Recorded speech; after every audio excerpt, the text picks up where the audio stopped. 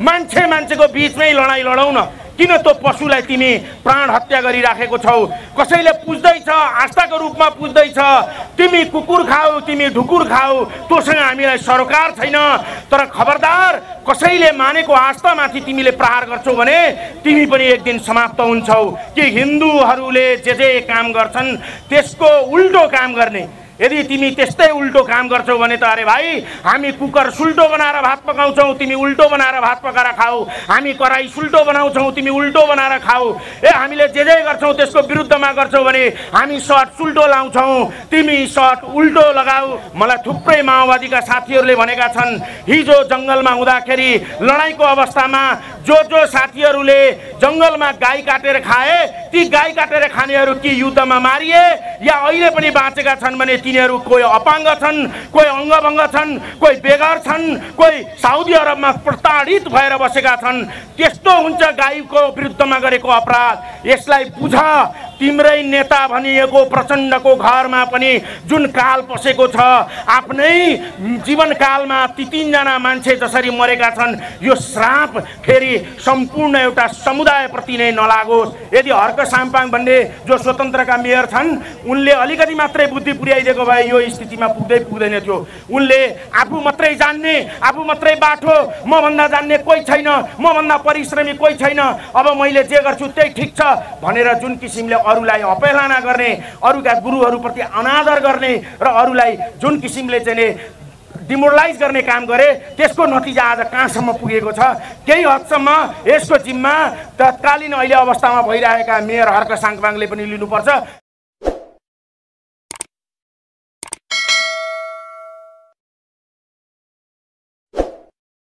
सबै उपस्थित साथीहरूलाई सर्वप्रथम नमस्कार। उपस्थितिका लागि धन्यवाद। आज हामी जे कुराका लागि उपस्थित भएका छौँ, हुन त यो आन्दोलन विगत केही लामो समयदेखिको सञ्चालन भइरहेको छ। यद्यपि अहिलेको कार्यक्रमको मूल उद्देश्य भनेको धरानस्थित जुन दुर्घटना भयो, गौ हत्या गरियो र एउटा मन्दिरको अगाडि चर्च निर्माण गर्नु र चर्च निर्माण गरिसके पश्चात त्यहाँ गौ हत्या गर्नु, गोरु काटेर मासु खायौँ भनेर सामाजिक सञ्जालमा हाल्नु, यो सम्पूर्ण कुराको एउटै मात्रै ध्येय छ कि सनातन धर्मसँग सम्बन्धित कुराहरूमा र सनातन धर्मावलम्बीहरूलाई जबरजस्त उकासेर यहाँ एउटा जातीय युद्ध गराउने र नेपाल सदियौँदेखि शान्तपूर्वक बसेको र विभिन्न जात जाति, यो एउटै मात्रै जातको देश होइन, यो एउटै मात्रै धर्मको देश होइन। यहाँ विभिन्न किसिमका जात जाति र धर्महरूको उत्पत्ति भएको छ। वास्तवमा सनातन धर्म आफैमा धर्म मात्रै होइन, यो एउटा सभ्यता हो। यो संसारले अपनाउनु पर्ने एउटा ज्ञानको र सभ्यको भूमि हो नेपाल।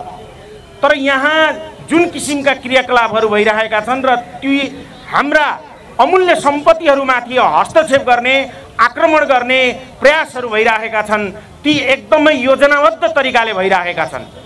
हामीले यसलाई दुई किसिमबाट चाहिँ विश्लेषण गर्नुपर्छ। एउटा हाम्रो आन्तरिक भू राजनीतिक विश्लेषण गर्नुपर्छ र अर्को एउटा अन्तर्राष्ट्रिय परिवेशलाई हामीले हेर्नुपर्छ। हाम्रो आन्तरिक जुन राजनीति छ, आन्तरिक भू राजनीति अत्यन्तै एकदमै अस्थिर अवस्थामा छ। कति बेला सरकार निर्माण हुने, कति बेला सरकार गिर्ने, कोसँग मिल्ने र कसले कोसँग मिलेर सरकार बनाउने, यसको कहिले पनि धेरै लामो समयदेखिको यो अस्थिर अवस्थामा छ। यही अस्थिर अवस्थालाई खेल्नका लागि अन्तर्राष्ट्रिय शक्तिहरू यहाँ नेपालमा कसरी खेल्न सकिन्छ त, यो नेपाल भन्ने देश कसरी एकताबद्ध बसेको छ त भन्ने कुराहरू उनीहरूले लामो समयदेखि अध्ययन र अनुसन्धान गरेका छन् र त्यो अध्ययन अनुसन्धान गर्दै गर्दाखेरि नेपाल र नेपालीहरूलाई एक बनाउने जुनसुकै चिजहरूलाई पनि उनीहरूले लगातार रूपमा योजनाबद्ध रूपमा प्रहार गरिराखेका छन्। हामीले पृथ्वीनारायण शाहको शालिग तोडेको देख्यौँ र त्यो शालिग तोडिनुमा यो आजको भोलि नै भएको छैन। यो 200 वर्षभन्दा अगाडि पृथ्वीनारायण शाहले अङ्ग्रेजहरूलाई जुन सिन्धुली गढीबाट यता कट्न दिएनन् र अङ्ग्रेजहरूको एउटा सपना नेपालको भूमि हुँदै तिब्बत हुँदै चाइनालाई नियन्त्रण गरेर सम्पूर्ण एसियामा कन्ट्रोल बनाउने थियो। त्यो सपना उनीहरूको पृथ्वीनारायण शाहले चकनाचुर बनाइदिएको कारणले गर्दाखेरि उनीहरू त्यो 200 वर्षभन्दा अगाडिको रिस फेर्नका लागि पृथ्वीनारायण शाह भन्ने मान्छे देख्ने बित्तिकै उनीहरूको दिमाग चक्राउँछ। किन त भन्दाखेरि उनीहरूको 200 वर्षभन्दा अगाडिको योजनालाई त्यति बेलै असफल बनाइदिएको कारणले गर्दा उनीहरूको भिजन मिसन भनेको आजको भोलि हुँदैन। हाम्रो नेपालीको जस्तो छोटो दिमाग हुँदैन। उनीहरूले योजना 200 वर्ष 300 वर्षका लागि बनाएका हुन्छन्। तपाईले हेर्नुस्, एउटा सच्चा जर्मनीलाई एउटा गोर्खाली ट्रेनमा हिँडिराखेको छ भने त को होस् भनेर जर्मनीले सोध्यो भने म गोर्खाली हुँ भन्यो भने त्यो साँचो जर्मनीले त्यो गोर्खालीलाई देख्नै सक्दैन। अरे किनभने गोर्खाली हिजो उसको देशमा गएर लडेर त्यहाँनिर विजय प्राप्त गरेको छ। त्यो कहाँको मान्छे यहाँ आएर लडिस् भनेर उनीहरूलाई त्यो रिस छ। हो, यसरी उनीहरू लागिराखेका छन् र हाम्रो आन्तरिक भू राजनीति जुन किसिमले खलबल भइरहेको छ र त्यो खलबलिएको राजनीतिमा हस्तक्षेप गर्ने, यहाँको मिलेर बसेको समाजलाई विखण्डन गर्ने जुन काम भइरहेको छ यसलाई हामीले गहिरो गरी अनुसन्धान गर्नुपर्छ र नेपालीहरूको एकात्मकता, नेपालीहरूको एकतालाई खलल हुन नदिनका लागि तपाईँ हामीले एउटा सद्भावपूर्ण तरिकाले बोल्दाखेरि पनि त्यो जो धर्मान्तरण गरेर गएका छन् उनीहरूले नबुझेर कुनै कसैको लोभमा प्रलोभनमा, हेर्नुहोस् हामी आर्थिक रूपमा केही विपन्न छौँ, गरिब छौँ, तर सांस्कृतिक रूपमा संसारको सबैभन्दा धनी छौँ। हाम्रो विपन्नतालाई, हाम्रो गरिबीलाई उनीहरूले एनजिओ मार्फत, आइएनजिओ मार्फत केही हाम्रा दाजुभाइहरूलाई पैसा दिएर ललाइ फकाइ गरेर धर्म जस्तो प्रिय चिजलाई उसले धारण गरेको, उनीले जन्मिँदै प्राप्त गरेको चिजलाई पनि बेघर बनाइदिएर अर्को धर्मतिर लिएर गएर आफ्नै दाजुभाइहरूप्रति कसरी हिंसक बन्न सक्छन् मान्छेहरू भन्ने कुरा, यो कम्ता डेन्जर खेल छ। हो, त्यस कारणले गर्दा मर्दा जोसुकै मर्यो भने पनि भोलि त्यो धार्मिक दङ्गा भयो, जातीय दङ्गा भयो भने मर्ने भनेको नेपाली नै हो। भोलि यसलाई कहाँ लगिँदैछ? क्षेत्री बाहुनको विरुद्धमा राई मतवाली या चाहिँ अर्को फरक किसिमको कास्टलाई भिडाउनका लागि उनीहरूले कति उद्वेलित बनाइराखेका छन् मान्छेलाई। सामाजिक सञ्जालहरूमा हेर्नुहोस्, खुकुरी लिएर, कट्टी लिएर हामीसँग यति गोला छन्, बारुद छन्, हामी बम जस्तै पड्कन्छौँ, यति सारा कुराहरू किन उद्वेलित गर्नुपर्छ? यो यतिकै हुन्छ? यो संरक्षण कसको आधारमा हुन्छ त? सरकारकै संरक्षणको आधारमा उनीहरूले यो काम गरिरहेका छन्। गाईको हत्या गर्नु भनेको यति मात्रै न हो, गाईलाई हिन्दूहरूले पुज्छन्। अरे मूर्ख हो, हिन्दूहरूले त यो संसारको सबै कुरालाई पुज्छन्। तिमी सक्छौ भने यो धरतीलाई फटाइदेऊ, किनभने यो धरतीलाई आमा मान्छन् हिन्दूहरूले। तिमी सक्छौ भने त्यो सूर्यलाई गिराइदेऊ, किनभने सूर्यलाई पनि नारायणको रूपमा पुज्छन् हिन्दूहरूले। तिमी सक्छौ भने चन्द्रमालाई खतम बनाइदेऊ, किनभने चन्द्रमालाई पनि देवताको रूपमा पुज्छन्। यिनीहरूले, हिन्दूहरूले ढुङ्गालाई पुज्छन्, प्रकृतिलाई पुज्छन्, रुखलाई पुज्छन्, कुकुरलाई पुज्छन्, कागलाई पुज्छन्, समग्र यो ब्रह्माण्डलाई पुज्छन्। तिमी सक्छौ भने यो ब्रह्माण्डलाई विस्फोट गर, होइन भने एउटा निरीह प्राणी जो बाँधिएको छ, जो अबला छ, त्यो गाईको बाछोलाई गएर तिमीले मारेर कुन बहादुरी साँझेका छौ? यदि तिमीलाई लड्नु नै छ भने खुला मैदानमा आऊ, कुरुक्षेत्र तोक, एक पक्ष तिमी लाग, एक पक्ष हामी लाग्छौँ, खुला मैदानमा लडाइँ लडौँ न, मान्छेको बिचमै लडाइँ लडौँ न। किन त्यो पशुलाई तिमी प्राण हत्या गरिराखेको छौ? कसैले पुज्दैछ, आस्थाको रूपमा पुज्दैछ, तिमी कुकुर खाऊ, तिमी ढुकुर खाऊ, तोसँग हामीलाई सरोकार छैन।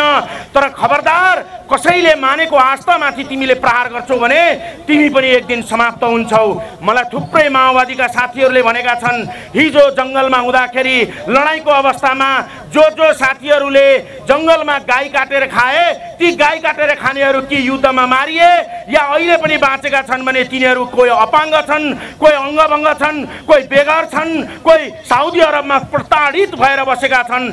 त्यस्तो हुन्छ गाईको विरुद्धमा गरेको अपराध। यसलाई बुझ। तिम्रै नेता भनिएको प्रचण्डको घरमा पनि जुन काल पसेको छ, आफ्नै जीवनकालमा ती 3 जना मान्छे जसरी मरेका छन्, यो श्राप फेरि सम्पूर्ण एउटा समुदायप्रति नै नलागोस्। त्यस कारणले गर्दा यो भूमि भनेको देवभूमि हो। मन्त्रको उच्चारणबाट, आत्माबाट परमात्मासँग एउटा के गर्ने त भन्दा साक्षात्कार गर्ने ऋषि मुनिहरूको भूमि हो। यस्तो भूमिलाई, यस्ता व्यक्तिहरू, महान व्यक्तिहरू जन्माउने यो भूमिलाई तिमीले अपमान गर्यौ भनेदेखि तिमीले आफैले आफैलाई अपमान गरेको हुन्छ। त्यसकारणले गर्दा यो मात्रै होइन, तिम्रो एउटा मात्रै कुरा छ कि हिन्दूहरूले जे काम गर्छन् त्यसको उल्टो काम गर्ने। यदि तिमी त्यस्तै उल्टो काम गर्छौ भने त अरे भाइ, हामी कुकर सुल्टो बनाएर भात पकाउँछौँ, तिमी उल्टो बनाएर भात पकाएर खाऊ। हामी कराई सुल्टो बनाउँछौँ, तिमी उल्टो बनाएर खाऊ। हामीले जे गर्छौँ त्यसको विरुद्धमा गर्छौ भने हामी सर्ट सुल्टो लाउँछौँ, तिमी सर्ट उल्टो लगाऊ। हामी प्यान्ट सुल्टो लाउँछौँ, तिमी प्यान्ट उल्टो लगाऊ। हाम्रा विरुद्धमा तिमी आऊ, तिमी पाखण्ड बन, तिमी दुनियाँको हास्यास्पद काम गर, तिमी ज्ञानभन्दा पर भाग, वेदभन्दा पर भाग। त्यसकारणले गर्दा तिमीले एउटै मात्रै कुरा बुझ्नुपर्छ, यो सनातन भनेको धर्म होइन, यो विज्ञान मिसिएको छ। वेद भनेको एउटा धार्मिक पुस्तक होइन, त्यो विज्ञानको पुस्तक हो। तिमी पनि पढ, तिमी पनि शुद्ध बुद्धि ल्याऊ, तिमी बाइबल पनि पढ, तिमी कुरान पनि पढ, तिमी मुन्धुम पनि पढ, तर त्यसको एउटै सार भनेको अन्ततगत वेद नै हो, गीता नै हो। यदि तिमीले गीता पढेको छैनौ भने तिमी एकचोटि गीता पढ, सद्बुद्धि पलाउँछ र भोलि नै तिमी आफ्नो घर वापसी हौ। आफ्नो पुस्तालाई सोध, आफ्नो बाउलाई सोध, आफ्नो हजुरबाउ कुन धर्ममा थिए, कुन जातमा थिए, त्यो कुरा तिमीले सोध। एक दुई पुस्ता अगाडिको कुरालाई तिमीले निहाल्यौ भने तिम्रा पुर्खाले पनि शिवजीलाई पुज्थे, तिम्रा पुर्खाले पनि वेद पढ्थे। तर आज तिमी त्यो ज्ञानभन्दा पर भागेर तिमी बाइबलमा शान्ति खोज्दैछौ, तिमी अन्य पुस्तकमा शान्ति खोज्दैछौ। त्यहाँ शान्ति मिल्नेवाला छैन।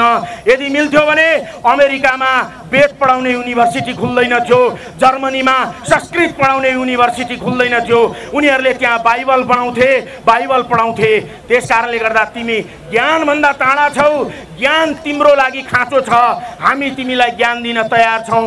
वेद तिमीलाई ज्ञान दिन तयार छ, तिमीलाई गीता ज्ञान दिन तयार छ, उपनिषद ज्ञान दिन तयार छ।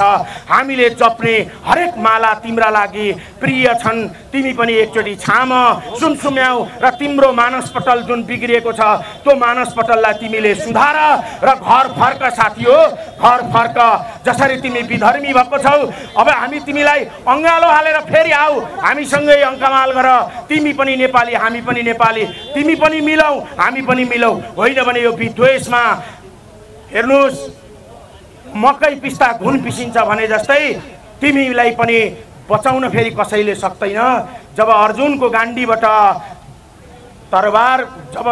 गाण्डीबाट बाण निस्कन्छ, त्यो बाणले कस्तो छेदन गर्छ र कति क्षति गर्छ त्यसको मूल्याङ्कन गर्न तिमीले सक्दैनौ। त्यसकारणले तिमीले सुनेकै होलाउ, यदा यदा हि धर्मस्य भनेर 5000 वर्ष अगाडि भगवानले भनिसक्नु भएको होइन भने तिम्रै कालमा भगवानको प्रकटबाट तिमी विनाश हुनु नपरोस्, सद्बुद्धि पलाओस्। हस्त, धन्यवाद र संयमता अपनाऊ सबै साथीभाइहरूले। उनीहरूलाई पनि उकास्ने, ती हाम्रै नेपाली दाजुभाइ हुन्, तिनीहरूलाई उकास्ने, तिमीहरू आओ, लड्न आओ, भिड्न आओ भन्दै सामाजिक सञ्जालमा अत्यास लाग्दा कुरा गरेर मात्रै समस्याको समाधान हुँदैन। गल्ती हामीमा पनि छ। हाम्रो सम्प्रदायभित्र पनि केही कमी कमजोरीहरू छन्, तिनीहरूलाई सुधार्दै लिएर गएर नेपाली बीचको एकात्मकतालाई खलल पुर्याउनु हुँदैन। र यो सन्देश जाओस्, यो सम्पूर्ण श्रेय र यो कुराको यो श्रेय चाहिँ अहिले जति पनि विध्वंस भइरहेको छ यसको निराकरण त्यही नगरपालिका धरानबाटै हुन्थ्यो। यदि हर्क साम्पाङ भन्ने जो स्वतन्त्रका मेयर छन् उनले अलिकति मात्रै बुद्धि पुर्याइदिएको भए यो स्थितिमा पुग्दैन थियो। उनले आफू मात्रै जान्ने, आफू मात्रै बाठो, मभन्दा जान्ने कोही छैन, मभन्दा परिश्रमी कोही छैन, अब मैले जे गर्छु त्यही ठिक छ भनेर जुन किसिमले अरूलाई अवहेलना गर्ने, अरूका गुरुहरूप्रति अनादर गर्ने र अरूलाई जुन किसिमले चाहिँ डिमोरलाइज गर्ने काम गरे त्यसको नतिजा आज कहाँसम्म पुगेको छ। केही हदसम्म यसको जिम्मा तत्कालीन अहिले अवस्थामा भइरहेका मेयर हर्क साङपाङले पनि लिनुपर्छ र उनले आत्मालोचना गर्नुपर्छ। हो, मबाट गल्ती भयो, हिजोको दिनमा मैले सानो संयमता नअपनाएर यी सल्टिने कुरालाई मैले समाधान नगरेर बढाउँदै जाँदाखेरि आज उसकै सुन्दर नगरी धरान र उसको जुन इमेज थियो त्यो इमेज आज छताछुल्ल भएको छ। कसैले उसलाई पास्टर बनाइदिएका छन्, कसैले के। उनलाई त लाग्दो हो सामाजिक सञ्जालमा उनले लेखेका थिए कि म राष्ट्रिय स्तरमा मात्रै होइन अन्तर्राष्ट्रिय स्तरमा पनि चिर परिचित भयो भने त्यो उनको एउटा बदनामित भएर पनि मान्छे प्रचारित हुन्छन्। बदनामको रूपमा त रावणलाई पनि लिइन्छ के उनले त्यस्तो चरित्रमा आफूलाई चाहिँ नि भोलिको इतिहासमा उजागर गर्न खोजेका हुन्। बदनामित भएर कोही मान्छे ठुलो हुँदैन। हिजोका दिनमा बाबुराम भट्टराईलाई पनि मान्छेले पूजा गर्थे, आज कुन ठाउँमा छन्? हो त्यो स्थिति तिम्रो नहोस् हर्कजी। त्यस कारणले गर्दा सद्बुद्धि पलाओस्। त्यस कारणले एउटा मात्रै जातप्रति फेसबुकमा बसेर फलानो जात चिलानो जात यस्तो यस्तो कुरा लेख्दै गर्दाखेरि समाज भाँडिन्छ। नेतृत्वदायी भूमिका निर्वाह गर्ने मान्छेले समान व्यवहार गर्न जान्नुपर्छ। होइन भनेदेखि हर्क साङपाङले पनि आफ्नो बसेको कुर्सी 5 वर्ष पनि सम्हाल्न नसक्ने स्थितिमा पुग्न सक्छन्। उनलाई पनि सद्बुद्धि पलाओस् भन्दै म मेरा 2-4 वटा कुराहरू यहीँ समाप्त गर्न चाहन्छु। बोल्ने मौका दिनुभयो, धेरै धेरै धन्यवाद।